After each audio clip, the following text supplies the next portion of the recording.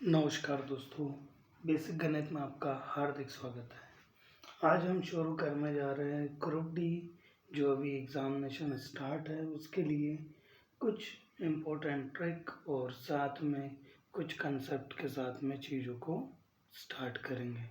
तो सबसे पहले स्टार्ट करते हैं नंबर सिस्टम से। नंबर सिस्टम जिसे हम बोलते हैं संख्या पद्धति, नंबर सिस्टम से। तो नंबर सिस्टम या संख्या पद्धति में सबसे पहले जो संख्याओं के जो प्रकार होंगे उनको देखेंगे। तो संख्याओं के प्रकारों में सबसे पहला होता है प्राकृतिक संख्या,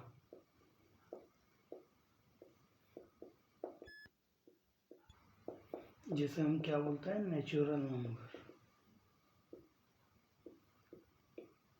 तो चीज़ों को यार समझिएगा। सबसे पहले नेचुरल नंबर क्या होंगे, जो हमारी काउंटिंग की जो संख्याएं होती है, जो स्टार्ट कहाँ से होगी, एक से। 1 2 3 4 5 6, तो ये कहाँ तक चलेगी, इनफाइनाइट तक चलेगी। इसी के बाद आपका सेकंड टाइप आएगा पूर्ण संख्या है।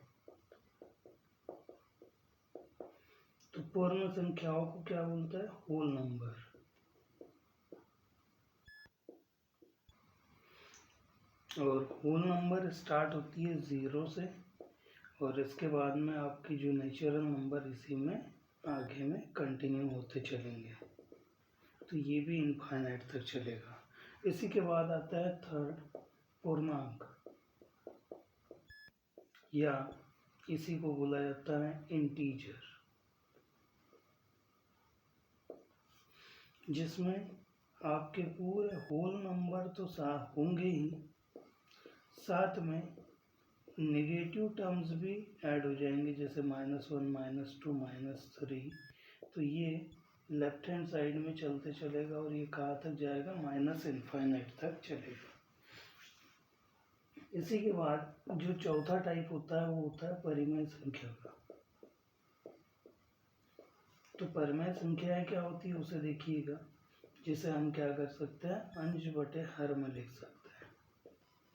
बस इसमें खासा इस चीज़ का ध्यान रखना होता है कि आपका हर कभी भी 0 ना हो, क्योंकि यदि हर आपका 0 हो जाए, हर आपका 0 हो जाए मतलब कोई संख्या दी है और उसके बटे में हर जो है वो 0 है, तो इसकी वैल्यू कितनी हो जाती है, अनंत हो जाती है, या अनगिनत बोल सकते हैं इसी को, इनफाइनाइट हो जाएगी। इसी के बाद अपरिमेय संख्याओं के बारे में भी देख लेते हैं। तो अपरिमेय संख्याएं वे होगी जिसको हम अंश बटे हर के रूप में नहीं लिख सकते। जैसे एक कॉमन सा एक आपने पाई को देखा होगा, तो पाई की वैल्यू कितनी होती है, 22/7 होती है, लेकिन ये अप्रोक्सीमेट वैल्यू होती है, एग्जैक्ट वैल्यू नहीं होती, जबकि इसकी एग्जैक्ट वैल्यू क्या हो जाएगी, 3.1415, फिर कंटिन्यू चलते रहेगा। तो आप देख पा रहे होंगे कि दशमलव के बाद में जब वैल्यूज आ रही है तो उसमें किसी टाइप का क्या है, रिपीटेशन भी नहीं होता है। तो अपरिमेय संख्याएं वे होगी जिसमें भाग देते चलोगे लेकिन उसके बाद में फिर रिपीटेशन नहीं होगा, और साथ ही इसे अंश बटे हर के रूप में नहीं लिखा जा सकता। इसके कुछ अदर एग्जाम्पल भी देख लीजिएगा, जैसे वर्गमूल 2, वर्गमूल 3, पाई और वर्गमूल 5 भी हो जाएगा। तो यहाँ हमने प्राकृतिक संख्याओं को देखा, जो काउंटिंग नंबर होंगे, जो 1 से लेकर इनफाइनाइट तक होंगे। जो होल नंबर होंगे वो 0 उसमें आ जाएगा, उसके बाद में जो काउंटिंग नंबर थे वो हो जाएगा। जो पूर्णांक होंगे उसमें होल नंबर भी आ जाएंगे पूरे, और उसके अलावा नेगेटिव टर्म्स भी आ जाएगी। परिमेय संख्या भी हो जाएगी जिसे अंश बटे हर के रूप में लिखा जा सकता है। बस ये चीज़ याद रहना चाहिए कि हर को 0 नहीं होना चाहिए। अगर हर 0 हो जाए तो क्या हो जाएगी, संख्या की भी जो वैल्यू हो जाएगी वो टोटल क्या हो जाएगी, अनंत हो जाएगी। अपरिमेय संख्या जो होगी उसमें अंश बटे हर के रूप में लिख सकते हैं, और पाई क्या हो जाएगी, एक अपरिमेय संख्या हो जाएगी। इसी के बाद अब देखेंगे रियल या वास्तविक संख्याओं के बारे में। तो वास्तविक संख्याएं क्या होती है? संख्याएं जो हो जाएगी परिमेय और अपरिमेय में दोनों के कॉम्बिनेशन से भी बन सकता है, या कोई भी एक भी रहे तो भी बन सकता है। ठीक, दोनों इसमें सम्मिलित हो सकती हैं। वही इमेजिनरी जो नंबर होते हैं,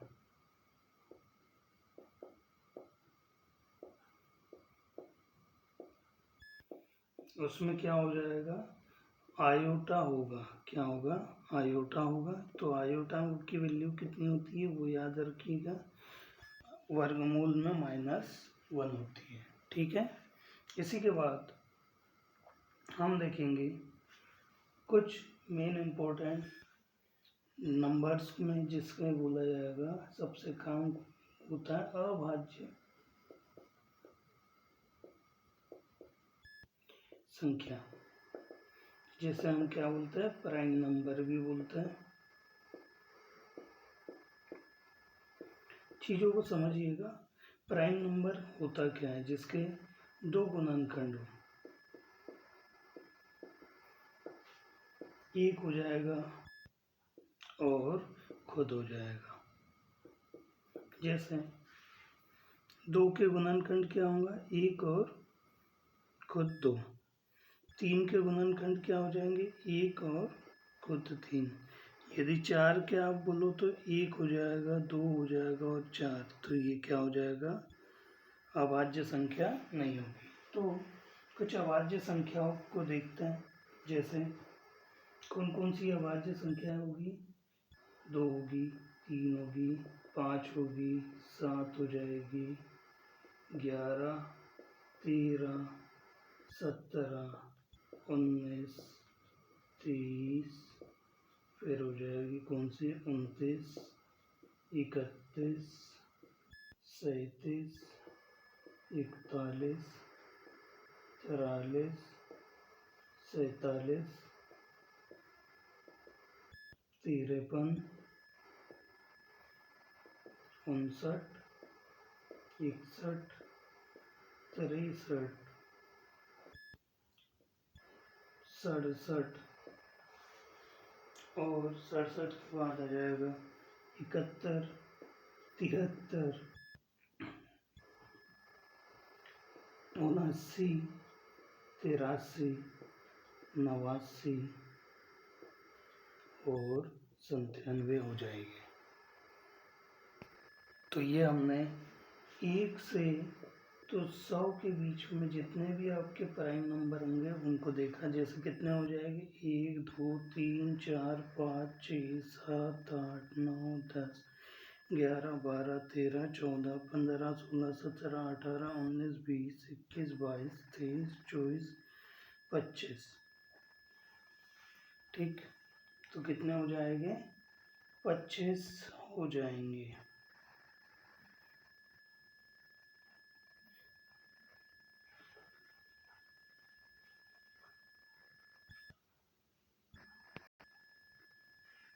यहाँ पे 63 नहीं होगा, 67। टोटल कितने हो जाएंगे, 25 होंगे। ठीक है। इसी के बाद हम आगे देखते हैं, वही 100 से आगे देखेंगे। 100 के बाद 200 के बीच में कितने होंगे, 101 होगा, 103 होगा, 107 हो जाएगा, 109 हो जाएगा, 113 होगा, 127, 131, 137, 139, 149, 151, 157, 163, 167, 173, 179,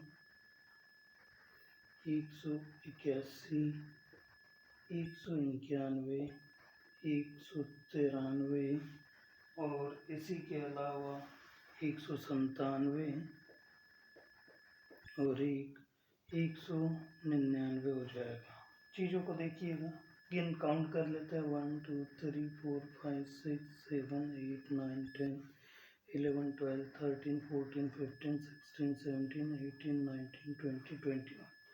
तो ये हो जाएंगे 21। तो 1 से 100 के बीच में 25 हो जाएगा और साथ ही 100 से 200 के बीच में यानी 101 से 200 के बीच में हो जाएंगे अपने 21। तो इस तरह हमें अभाज्य संख्याओं के बारे में पता लग जाएगा। इसी के बाद हम देखेंगे भाज्य संख्याओं के बारे में। तो भाज्य संख्याओं के बारे में देख लीजिएगा। भाज्य संख्याएं क्या होती हैं? जिसके कितने गुणनखंड हो? 2 गुणन 3, 2 से अधिक हो, 2 से अधिक गुणनखंड हो। जैसे 4 को हमने देखा था जिसके 1 हो जाएगा, 2 भी हो जाएगा और 4 भी हो जाएगा। वही 6 के गुणनखंड 1 हो जाएगा, 2 हो जाएगा, 3 भी हो जाएगा और 6 हो जाएगा। तो वे संख्या है जिसके 2 से अधिक गुणनखंड हो, वो क्या हो जाएगा? भाज्य संख्या या कंपोजिट नंबर कहलाएंगे। अब इसी के अलावा सम और विषम संख्याओं को देख लेते हैं। तो सम संख्याएं क्या हो जाएगी? जिसमें 2 का भाग जाए, पूर्ण रूप से जाओगे।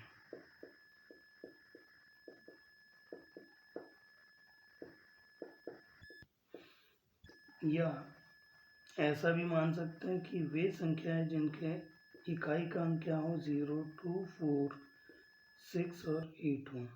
वही विषम संख्याएं क्या होगी उसे देख लीजिए, जिसमें 2 का भाग पूर्ण रूप से न जाए।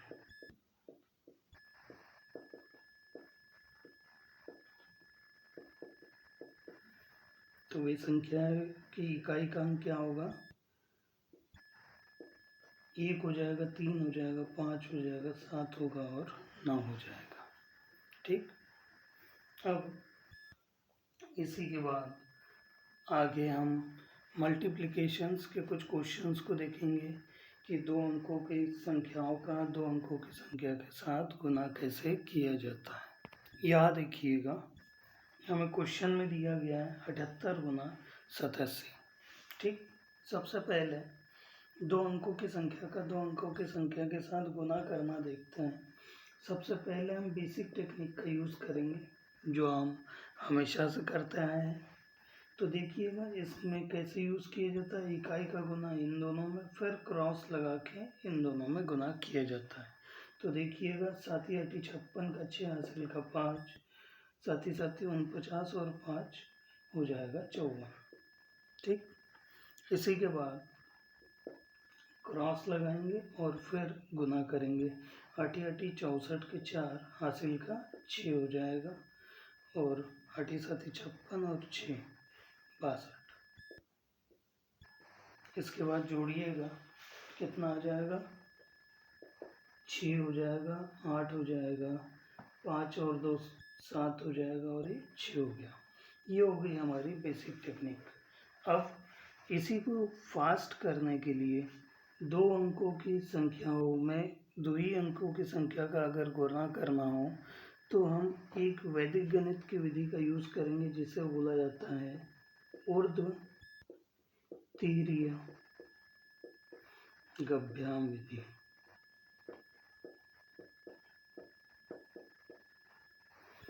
जिसमें हम सबसे पहले सीधा गुना करेंगे, मतलब इकाई का इकाई से, फिर तिरछा गुना करेंगे और जोड़ देंगे, जैसे इकाई का दाई से और दाई का इकाई से, और लास्ट दाई का दाई से गुना करके हम उसे सॉल्व करेंगे। चलिए देखते हैं क्वेश्चन को। 78 गुना 87। देखिएगा गुना करना है सबसे पहले इकाई का इकाई से 7 का गुना 8 से करेंगे, 7 8 56, 56 का 6 हो जाएगा, हासिल का 5। इसके बाद तिरछा गुना करिएगा इकाई का दहाई से और दहाई का इकाई से और उनको जोड़ देना है। 7 7 49 और 8 8 64।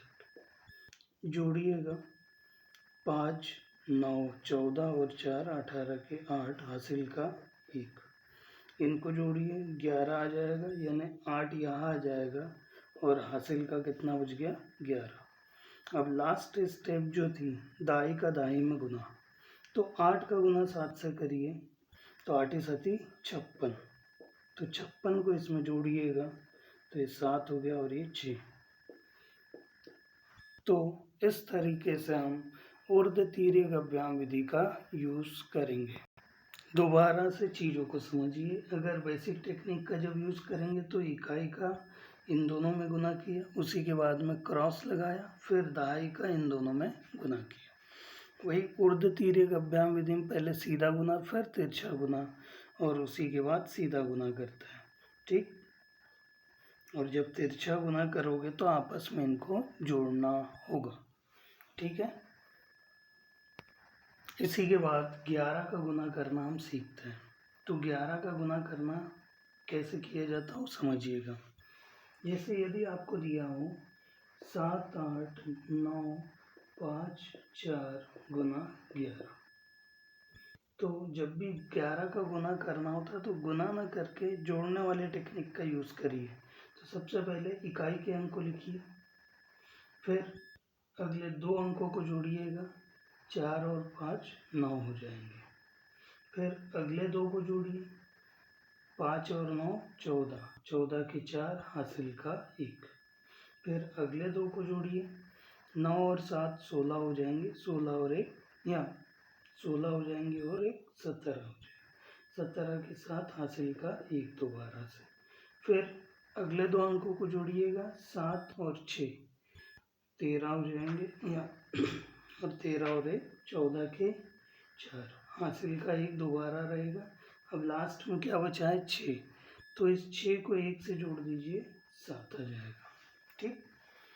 दोबारा से एक और क्वेश्चन करके देख लेते हैं। जैसे 529 गुना 11, तो कैसे करेंगे। सबसे पहले इकाई के अंक को लिखेंगे, फिर अगले 2 अंकों को जोड़ा, 9 2 11 का 1, हासिल का 1। फिर अगले 2 अंकों को जोड़ा, 2 और 5 7 और 1 8। फिर लास्ट में 5 बचा है, हासिल का कुछ बचा है क्या, नहीं बचा, तो क्या हो जाएगा 5 लिख देंगे। तो ये हो जाएगा आपका 11 का मल्टीप्लिकेशन करना। साथ ही कुछ 2 अंकों की संख्याओं का वर्ग करना भी सीख लेते हैं। जैसे यदि आपको बोला गया 18 का वर्ग करिए, तो वर्ग कैसे निकाला जाएगा। सबसे पहले इसे निकालने की 3 टेक्निक्स होगी। सबसे पहली टेक्निक बेसिक गुना विधि से, दूसरी ऊर्ध्वतीर्यक अभ्याम विधि का यूज़ करते हुए, जिसमें पहले सीधा गुना फिर तिरछा गुना फिर सीधा गुना करोगे, और जो तीसरी हमारी टेक्निक होगी वो अभी हम बताएंगे। तो सबसे पहले बेसिक का यूज़ करिएगा। 8 का 8 से गुना किए, इकाई का इन दोनों से, फिर दहाई का करेंगे, ठीक। 8 का 8 8 64 के 4, हासिल का आगे 6, 8 और 6 14 हो जाएगा। इसी के बाद क्या लगाएंगे, क्रॉस लगाएंगे, फिर 1 का गुना इनमें करेंगे 18, ठीक। जोड़िएगा 4 हो जाएगा, 12 के 2, हासिल का 1 और ये हो जाएगा 3, ठीक। इसी के अलावा ऊर्ध्वतीर्यक अभ्याम विधि में 8 8 64 के 4, हासिल का 6। तिरछा गुना करिए, ये 8 हो गया, ये भी 8 हो गया, 8 2 16 और 6, 16 और 6 कितना हो जाएगा 16 और 6 हो जाएगा 22, 22 का आ जाएगा 2, हासिल का 2 रहेगा। और 1 का गुना 1 से कर दिया, 1 और 2 3 हो जाएगा, ठीक। उसी के अलावा हम जो तीसरी हमारी शॉर्टकट टेक्निक होगी उसे समझ लीजिएगा।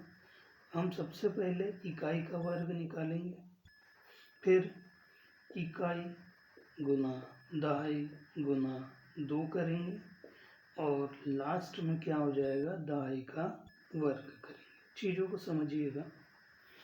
सबसे पहले 18 का वर्ग बोला है, तो इकाई का वर्ग क्या हो जाएगा, इकाई है 8, तो 8 का वर्ग 8 8 64 के 4 हासिल का 6।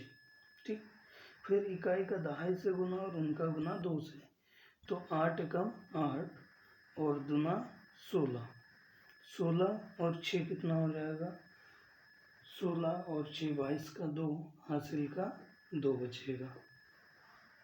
अब 1 का वर्ग, जो दहाई का वर्ग बोला है, तो दहाई का वर्ग क्या हो जाएगा, 1 का वर्ग 1 और 2 3। ठीक है, कुछ और क्वेश्चनों को करके देखते हैं। जैसे यदि आपको बोला गया 46 का वर्ग निकालिए, तो 46 का वर्ग कैसे निकालेंगे। सबसे पहले इकाई का वर्ग देखिएगा, इकाई का वर्ग क्या हो जाएगा, 6 का वर्ग 36, 36 का 6 हासिल का 3। इन फिर सेकंड स्टेप क्या है, इकाई गुना दहाई गुना 2, तो 6 चौक 24 और 24 दूना 48, 48 और 3 कितना हो जाएगा, 51 का 1 हासिल का 5। अब लास्ट स्टेप दहाई का वर्ग, यानी कि दहाई में क्या दिया है, 4, 4 का वर्ग 4 चौक 16, तो 16 और 5 21 हो जाएगा। तो इस तरीके से हम वर्ग निकालेंगे। ये फास्ट टेक्निक होती है, लेकिन सबसे पहली और मेन चीज़ आपको याद रखनी है कि आपका आंसर एग्जैक्ट आए, चाहे बेसिक से आए, ऊर्ध्व तिर्यक अभ्याम से आए या इस फास्ट टेक्निक से आए। ठीक है, तो हमें एग्जैक्ट आंसर आने से मतलब है। ठीक, अब विभाजिता के कुछ नियमों के बारे में देखते हैं। तो स्टार्ट करते हैं। सबसे पहले 2 की विभाजिता पे आते हैं। 2 की विभाजिता या डिविजिबिलिटी रूल में हमारा क्या होना चाहिए, जो यूनिट डिजिट होगा, जो इकाई का अंक होगा, वो क्या होगा, 0 2 4 6 या और 8 होगा। ठीक,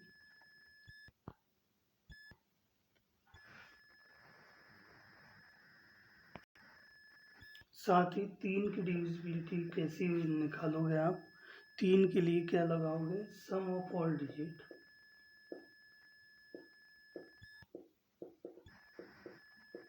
और डिवाइड में 3, यानी कि सभी जो संख्या है, संख्या के सभी अंकों का योग बटे 3 कर देंगे। जैसे यदि आपको दिया है 559 या 759 दिया है, तो 759 को ये 3 से विभाजित है या नहीं है, उसके लिए क्या करेंगे, इन तीनों अंकों को जोड़िएगा। क्या हो जाएगा, 7 + 5 + 9, 7 5 12 और 9 12 और 9 21, तो 21 में 3 का भाग जा सकता है, तो ये 3 से विभाजित हो जाएगा।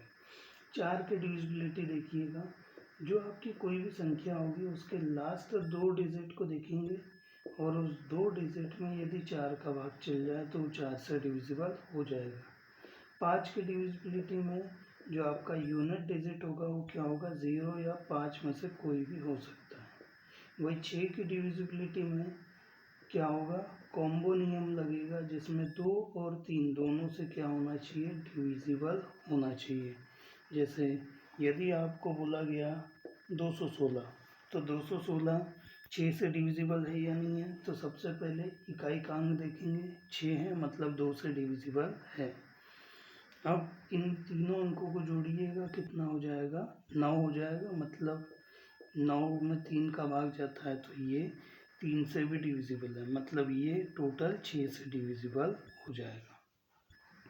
7 की डिविजिबिलिटी में हमको पता है कि इसमें 4 चीज़ें होती है। सबसे पहले यूनिट डिजिट को अलग करना, यानी अंतिम अंक को अलग करना, फिर उसे दुगुना करना, फिर जो बचा हुआ पोर्शन था उसमें से इस दुगुने पोर्शन को घटाना, और लास्ट में जो बचा हुआ है, जो शेष परिणाम आया है, वो देखेंगे कि अगर 7 से डिविजिबल हो या 0 आ गया हो तो वो 7 से विभाजित संख्या हो जाएगी। जैसे 343 है, इसमें से जो अंतिम अंक है उसको देखेंगे और 3 है, उसका दुगना कीजिए, कितना हो गया, 6, अब जो बचा हुआ पोर्शन है 34, उसमें से इस 6 को घटा देंगे, कितना आ गया 28 आ गया।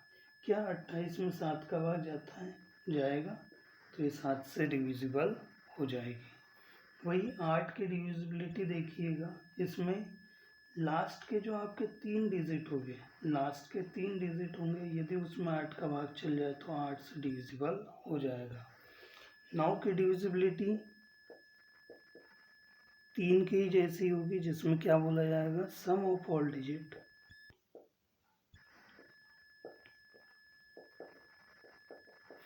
बटे 9 हो जाएगा।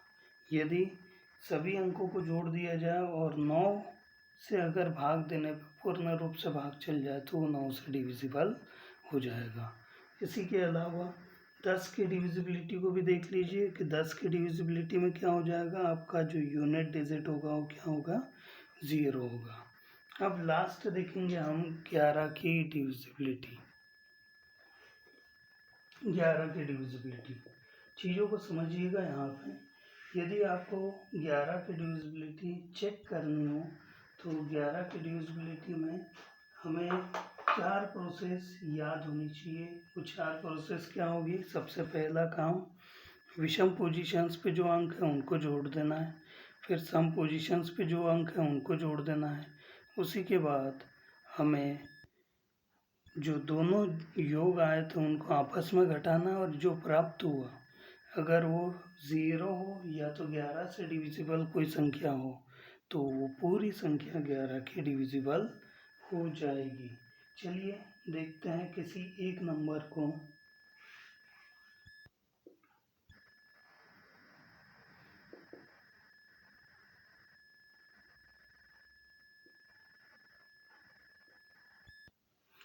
क्या ये 11 से डिविजिबल होगा या नहीं, तो चेक करेंगे।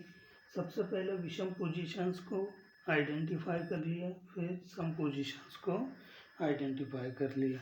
तो विषम पोजीशंस पे 9 है, 8 है, 9 और 8 कितना हो जाएगा, 17 हो जाएगा। और सम पोजीशन पे कौन सा है, 5 और 1, तो हो जाएगा 6। तो इन दोनों को फिर आपस में घटा देंगे, कितना आ गया, 11 आ गया। मतलब 11 में 11 का भाग जा सकता है, तो ये 11 से विभाजित हो जाएगी। वही अगर मैंने ऐसा कुछ और कोई अंक ले लिया,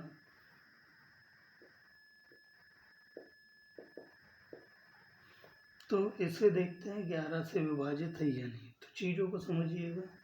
सबसे पहले विषम पोजीशंस को आइडेंटिफाई किया, फिर सम पोजीशंस को देखिए जोड़ के, 6 और 9 15 और 1 16, और इनको जोड़िए 5 और 8 13, घटाइएगा बचा कितना, 3। मतलब इसमें भाग जाएगा क्या, नहीं जाएगा, तो ये 11 से डिविजिबल नहीं होगी। ठीक है। अब 12 की डिविजिबिलिटी को भी चेक कर लीजिएगा। इसमें भी कॉम्बो नियम लगेगा, जिसमें 3 और 4 दोनों से विभाजित होना चाहिए।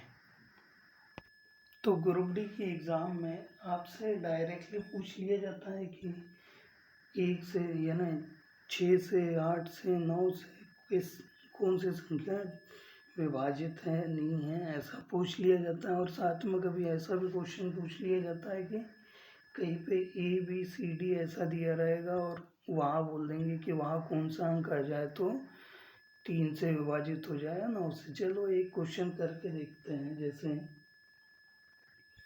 3 5 8 7 5, ये ऐसी कोई संख्या दी है जहाँ पे ए क्या है, अननोन है, और आपसे पूछा है कि ये संख्या 9 से विभाजित है। किससे, 9 से विभाजित है,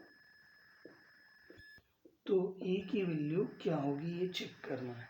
ठीक, तो 9 की विभाजिता का हमें नियम पता है कि सभी अंकों को जोड़ना होगा, और जोड़ने के बाद में 9 से अगर भाग चल जाए तो विभाजित हो जाएगा। तो जोड़ते हैं, पहले इनको जोड़िएगा। 3 + 5 8, 8 और 8 16, 16 और 7 कितना हो जाएगा, 16 7 23, 23 और 5 23 और 5 हो जाएगा 28।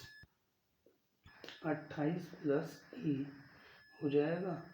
तो 9 से विभाजित करना है तो ये कितना हो जाएगा, 27 ले लेंगे।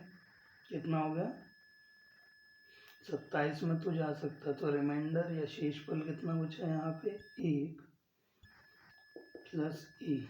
तो इसकी वैल्यू कितनी होनी चाहिए, 9।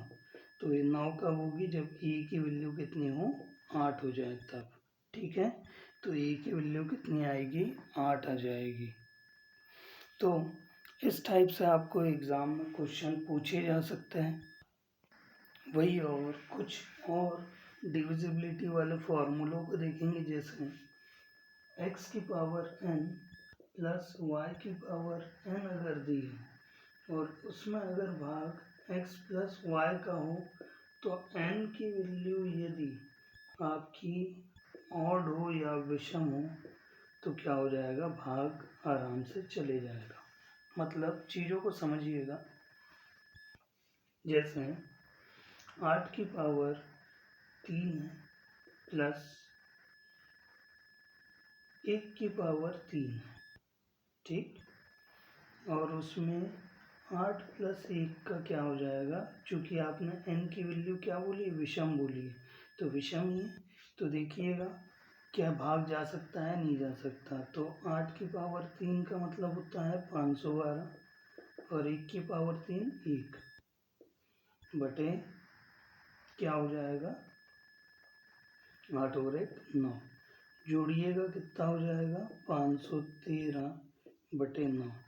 तो 9 का भाग जाएगा क्या, इन तीनों अंकों को जोड़िए, 9 आ रहा है तो मतलब इसमें जा सकता है। चीज़ों को इस तरीके से हमको समझना है कि ये फॉर्मूला दिमाग में रखना है, x की पावर n प्लस y की पावर n बटे x प्लस वाई। जहाँ अगर n की वैल्यू ऑड या विषम संख्या हो तो क्या हो जाएगा, x प्लस वाई अगर होगा तो उसका भाग जा सकता है।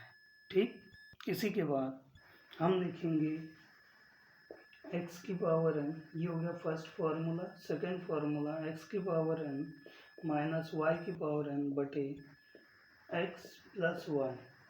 कब आपका x प्लस वाई का भाग जा सकता है वो समझिएगा, जब n की वैल्यू क्या हो, सम संख्या हो, इवन हो, क्या हो, सम संख्या हो। जैसे इसी क्वेश्चन को थोड़ा इसी के टर्म्स में देख लेंगे। 8 की पावर 3 दी है और 1 की पावर नहीं, सम संख्या मतलब 2 ले लेते हैं, 2 और ये भी 2। तो 8 प्लस 1 का भाग जा सकता है।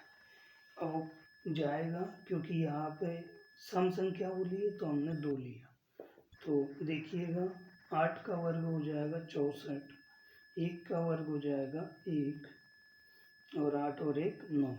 तो ये कितना हो जाएगा, 63 बटे 9। तो यहाँ पे भी जा सकता है। तो चीज़ों को समझना है, x की पावर n प्लस y की पावर n जब होगा, ठीक, तो उसमें जब ऑड होगा n तभी x प्लस वाई का भाग जाएगा। और x की पावर n माइनस y की पावर n, और उसमें अगर x प्लस वाई का तभी भाग जाएगा जब n की वैल्यू क्या हो, इवन हो, यानी सम संख्या। अब तीसरा हम फॉर्मूला देखेंगे। देखिएगा तीसरा, x की पावर n माइनस वाई की पावर n में x माइनस वाई का भाग तब जा सकता है जब n क्या हो, ऑड भी हो, इवन भी हो, दोनों कंडीशन में भाग जाएगा, यानी सम भी हो और विषम भी हो। जैसे यदि आपको दिया गया हो 8 की पावर 2 माइनस 1 की पावर 2 बटे 8 माइनस 1 और 8 की पावर 3 माइनस 1 की पावर 3 बटे 8 माइनस 1, यानी ये दोनों कंडीशन में x माइनस वाई का भाग जा सकता है। देखते हैं, पहला 8 का वर्ग 64 माइनस 1 बटे 7। वही ये इसको देखते हैं विषम वाले को, तो 512 माइनस 1, ठीक, और बटे में कितना हो जाएगा 7। ये कितना आ जाएगा? 63 हो जाएगा। 63 में 7 का भाग जा सकता है। वही यहाँ है 511/7। 7 की डिविजिबिलिटी कैसे चेक करते हैं? यूनिट जो अंतिम अंक है उसको दुगना कर दो पहले, और जो बचा हुआ है उसमें उसका घटा दो। तो 51 में से 2 घटाया, बचा कितना? 49। जाएगा भाग, आराम से जाएगा। तो ये 7 का जा सकता है। मतलब ये हमें नियम याद होने चाहिए। ये तीन नियमों से मैक्सिमम क्वेश्चन हम सॉल्व कर सकते हैं और बहुत ही आसानी से कर पाएंगे। ठीक है। इसी के अलावा जो भी हम अगले पोर्शन को हम कल की क्लास में हम देखेंगे। ठीक है, धन्यवाद, मिलता है।